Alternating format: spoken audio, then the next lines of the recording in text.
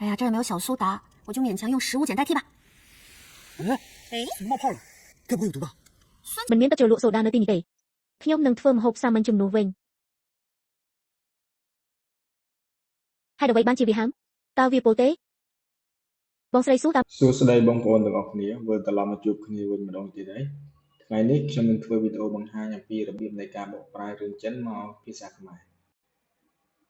ជាដំបូងយើងត្រូវបើកកម្មវិធី VidLoop Pro បន្ទាប់មកយើងត្រូវយកវីដេអូដែលយើងចង់បកប្រែយកមកដាក់នៅក្នុង tool នឹងមកចំត្រង់កន្លែងខាងលើឥ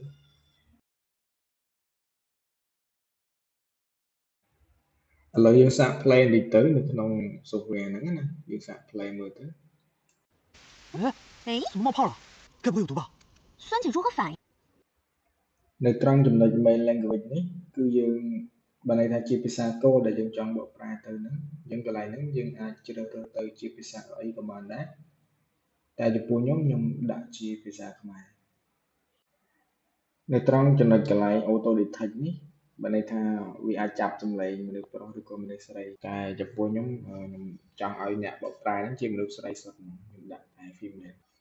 នៅត្រង់ចំណុច speaker limit នេះគឺយើងអាច select ពីអ្នកនិយាយពីម្នាក់2នាក់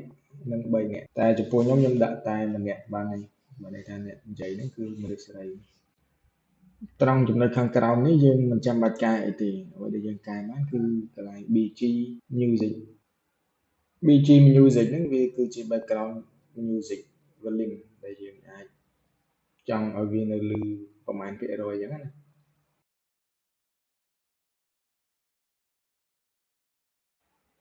តោះឥឡូវយើងចុច start dubbing មកបន្ទាប់ពីយើង start dubbing មកវានឹងធ្វើការ process ដើម្បី scan នៅទីតាំងកន្លែងណាដែលយើងមានការនិយាយគ្នាការសន្ទនាគ្នានៅក្នុងសាច់រឿងវីដេអូណាអញ្ចឹងវានឹង scan ទីតាំងបន្ទាប់មកវានឹងធ្វើការបកប្រែកន្លែងហ្នឹងវារៀងចំណាយពេលរៀងយូរបន្តិចឥឡូវហ្នឹងគឺវាកំពុងតែ scan ហើយវាកំពុងតែ scan ថាប្រហែលវិនាទីនៅក្នុងសាច់រឿងវីដេអូហ្នឹងអញ្ចឹងណាអញ្ចឹងចាំវា scan ចប់បានវាឲ្យយើងឆែកថាពាក្យហ្នឹងត្រឹមត្រូវឬមិនត្រឹមត្រូវ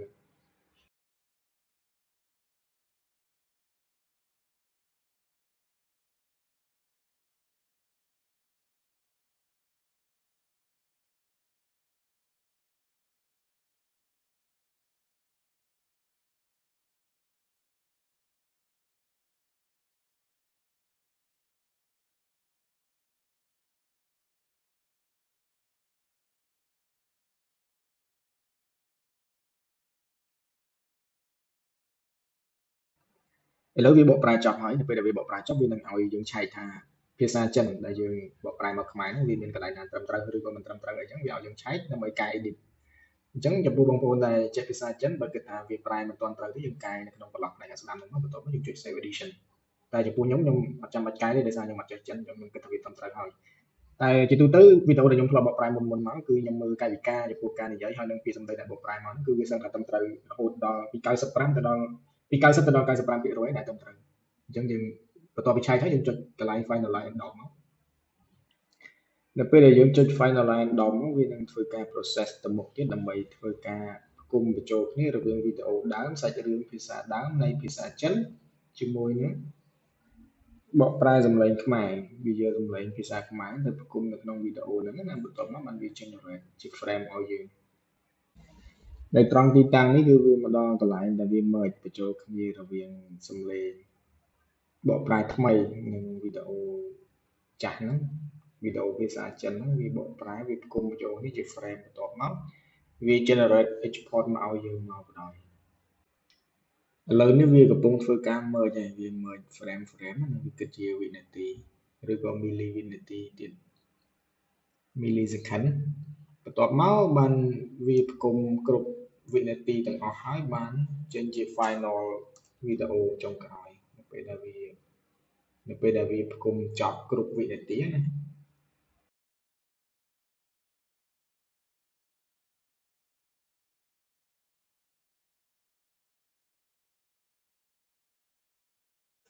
នៅពេលដែលវាបកប្រែចប់វានឹងលោតផ្ទាំងមួយមកបង្ហាញយើងឲ្យយើងចុច explore final asset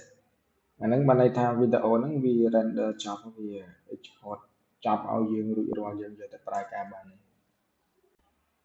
អញ្ចឹងវីដេអូរបស់យើងមកដល់ទីបញ្ចប់ហើយសូមកុំភ្លេចចុច like comment ហើយនិង subscribe វីដេអូរបស់យើងខ្ញុំដើម្បីទទួលបានវីដេអូបកប្រែថ្មីៗទៀតសូមអរគុណ